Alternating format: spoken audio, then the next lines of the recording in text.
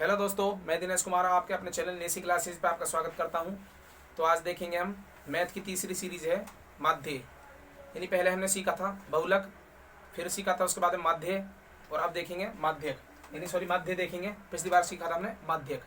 अब माध्य की हमारे पास में तीन विधि है। वो कौन कौन सी है? वो है प्रत्यक्ष विधि, कल्पित विधि और पगविचलन विधि।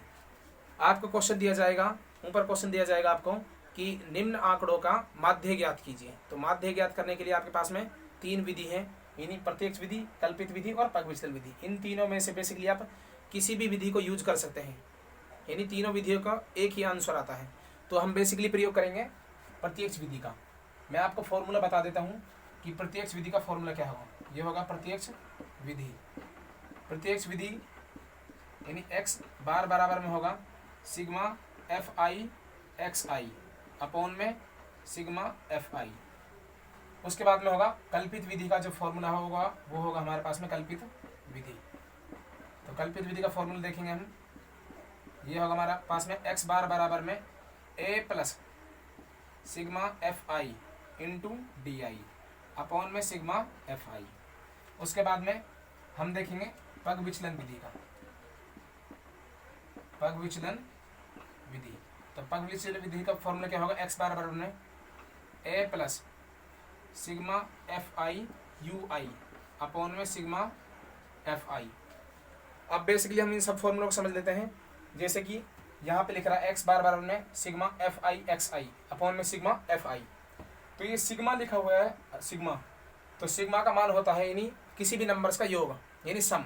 सिग्मा का अर्थ होता है जितने भी नंबर दे रखे हैं आपको उनका योग।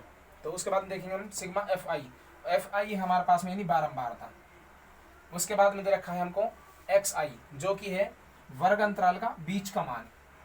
उसी प्रकार देखेंगे हम कल्पित विधि में, यहाँ पे हो जाएगा ए हो जाएगा हमारे पास में इमेजनरी नंबर, यानी इमेजनरी नंबर बोले तो कल्पित मान।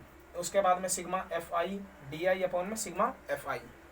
उसके बाद में देखेंगे पग विचलन विधि। एक्स बार बराबर में ए प्लस, यानी ए का मान यहाँ पे क्या है?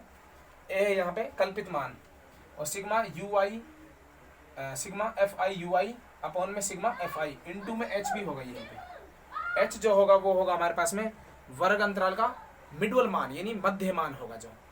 अब हम देखेंगे, हम बेसिकली प्रत्यक्ष विधि को देखेंगे। अगर आपसे क्वेश्चन पूछा जाए कि इसका माध्य ज्ञात कीजिए तो आप प्रत्यक्ष विधि से माध्य ज्ञात कर सकते हैं। तो अब देख लेंगे हम माध्य यानी प्रत्यक्ष विधि।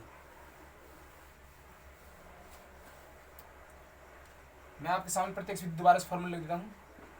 प्रत्यक्ष विधि, तो प्रत्यक्ष विधि का फॉर्मूला होगा हमारे पास में एफ बार बराबर सिग्मा एफ आई एक्स आई अपॉन में सिग्मा एफ आई। यहाँ पे देखेंगे हम हमारे पास में है एफ आई है हमारे पास में यहाँ पे बारंबार तो दी हुई है, लेकिन हमारे पास में एफ एक्स आई नहीं है। तो एक्स आई हम किस प्रकार निकालेंगे? यहाँ पे निकालेंगे हम एक्स आई। तो एक्स आई कहाँ से आएगा हमारे पास में? तो ये आएगा बारंबारता के बीच का मान।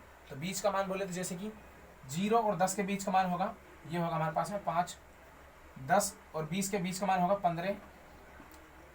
20 और 30 के बीच का मान होगा हमारे पास में 25। 30 और 40 के बीच में मान होगा हमारा 35। 40 और 50 के बीच में होगा 45, और 50 से 60 के बीच में होगा 55। अगर किसी बच्चे से ये मान इस प्रकार नहीं निकलते हम तो इस प्रकार निकाल सकते हैं। जैसे कि 10 और 0 का योग करेंगे क्या आएगा? यहाँ पे आएगा 0 प्लस में 10 अपॉन में 2, यानी 2 का भाग देना हमें। तो 10 बटे में 2, अब 2 से काटेंगे तो क्या आ जाएगा? 5, तो जो कि हमारे पास में यहाँ पे है। उसके बाद में 10 प्लस 20 यानी हो जाएगा 30, तो 30 बटे में 2 काटेंगे तो हम आ जाएगा 15। उसी प्रकार 20 और 30 जोड़ेंगे तो आ जाएगा हमारे पास में 50, और 50 में हम 2 का भाग देंगे तो क्या आएगा? 25। तो जो ये मान हमारे पास में इस प्रकार आ रहे हैं। ठीक है, अब इसके बाद देखेंगे हम फॉर्मूले देखते हैं। हम फॉर्मूले में लिख रहा है sigma F I x I, यानी एफ आई इंटू में एक्स आई अपॉन में सिग्मा एफ आई। सिग्मा एफ आई का मतलब है यानी बारंबारता का योग। तो हम बारंबारता का योग कर लेंगे। तो बारंबारता का योग क्या होगा? ये योग होगा हमारे पास में 2 और 4 6, 6 और 10 16, 16 और 6 22, 22 और 8 30, 30 और 20 50। तो यहाँ पे होगा 50। उसके बाद में देखेंगे हम सिग्मा एफ आई इंटू में एक्स आई, यानी यहाँ पे होगा एफ आई इंटू में एक्स आई, यानी एफ आई और एक्स आई का मल्टीपल। मल्टीपल किस प्रकार निकालेंगे हम, यानी पाँच का मल्टीपल 2 से करेंगे तो 5 दूनी 10, 15 का करेंगे 4 से, 15 चौके 60, 25 का करेंगे 10 से यानी 250, 35 का करेंगे 6 से तो 35 का 6 से करेंगे 5 6 30 की 0 हासिल हो जाएगा 3 और 6 3 18, 18 और 3 21।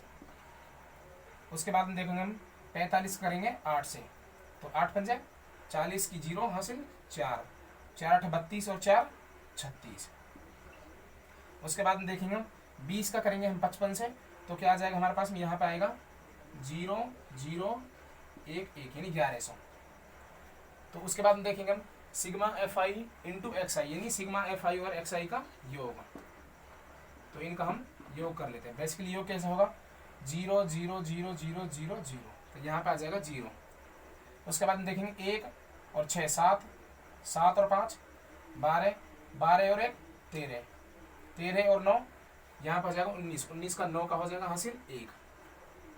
उसके बाद में देखेंगे 2 और 2 4, 4 और 3 ये हो जाएगा हमारे पास में 7, 7 और 1 8, सॉरी 8 और 1 यहाँ पे ये 9, तो हमारे पास में हो जाएगा 9।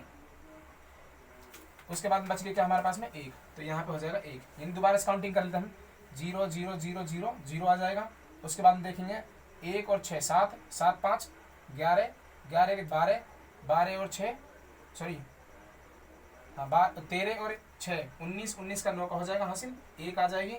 उसके बाद देखेंगे 1 और 3 4, 4 और 2 6, 6 और 2 8, 8 और 1 9, तो यहाँ पे आ जाएगा 9 और बेसिकली 1 बच जाएगा, यहाँ पे आ जाएगा 1990। अब हम इस फॉर्मूले में इसको मान को रख देंगे और हमारे पास में आंसर आ जाएगा। तो यहाँ पे देखेंगे हम सिग्मा एक्स बार बराबर में सिग्मा एफ आई इंटू में एक्स आई, तो यहाँ पे हो जाएगा इसका मान 1990 और सिग्मा एफ आई का मान क्या हो जाएगा, यहाँ पे हो जाएगा 50, तो इसको रख देंगे हम यहाँ पे 50, यानी 1 0 से 1 0 कट जाएगी। उसके बाद देखेंगे एक्स बार बराबर में अब देंगे हम 199 में 5 का भाग यानी 199 बटे में 5, तो एक्स बार बराबर में 3 पंजा 15, तो यहाँ पे हो जाएगा 15 और कितना बच जाएगा यहाँ पे 4। उसके बाद 5 को 49 में 5 का भाग देंगे, यह आ जाएगा 9, 9 पंजे 45, बच जाएगा कितना 4, लगाएंगे पॉइंट उतारेंगे 0 तो हो जाएगा 40 और 8 पंजे 40, तो यहाँ पे आ जाएगा 8। यह आ जाएगा हमारा मान लगभग में यानी 39.8, ये हो जाएगा हमारा मान एक्स अप्रोक्स में। तो कैसी लगी ये वीडियो, लाइक करें शेयर करें और चैनल को सब्सक्राइब करें। धन्यवाद।